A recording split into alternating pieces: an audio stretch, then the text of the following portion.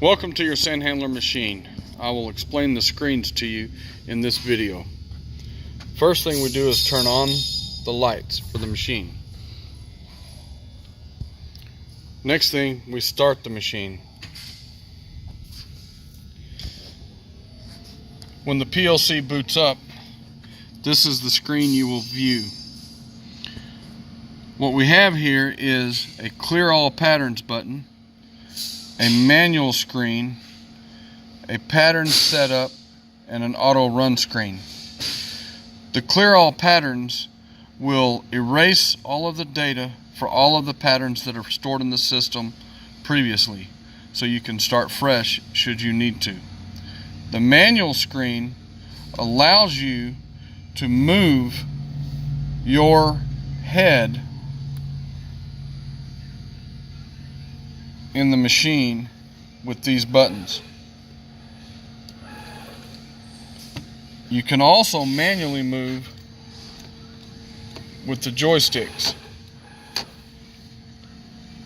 This set home position button will zero out your X and Y axes. This button returns you to the previous screen. The next button is your pattern setup.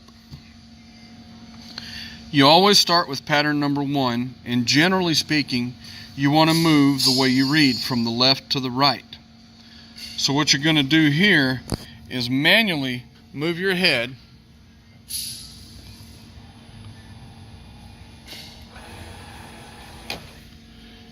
to what would be the top left area of the pattern you want to blast. Press your set start position. Then you're going to continue moving the head to the lower right corner of the area you want to blast, and you're going to press set stop. The next thing you want to do is set your spacing, and that is user preference.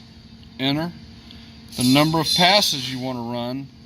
Let's say 3 for this example. Enter. And any repeats if you want them. Most people do not do repeats. At this point, if it were wrong, you could reset this pattern and this pattern alone. If you have more than one pattern or more than one stone, you go to the next screen and you'll see that it says pattern 2. You follow the same procedures: upper left, set; lower right, set; spacing, and passes.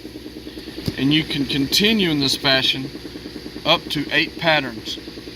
If you don't have 8 patterns, you do not have to continue through either direction to get back to the auto run screen. You can simply select auto run screen, and that brings you to this screen. We're going to go back to the main screen, and you'll see the auto run screen here takes you to the same location. You always want to make sure pattern number 1 is in the box. If it weren't, you can touch that box, select pattern 1, enter.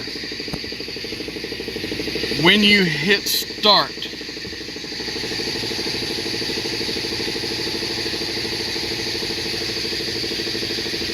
the first time, the machine will go home, and the spacing and number of passes you selected when you set up the pattern will be displayed.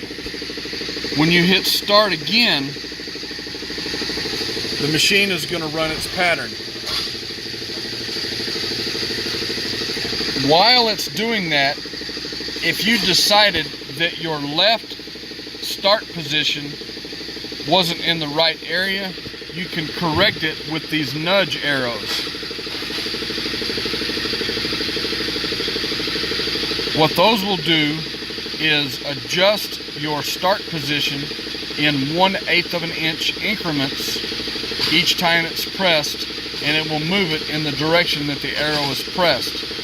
And on the right side of your pattern, you have the same nudge arrows that will adjust that. If you see there's an issue with your pattern being run, you can pause the machine the head will move left and stop. You can go in, make any corrections you need to make, and when you hit start, it will pick up where it left off without losing any counts. If you press the stop button, it will go all the way back home,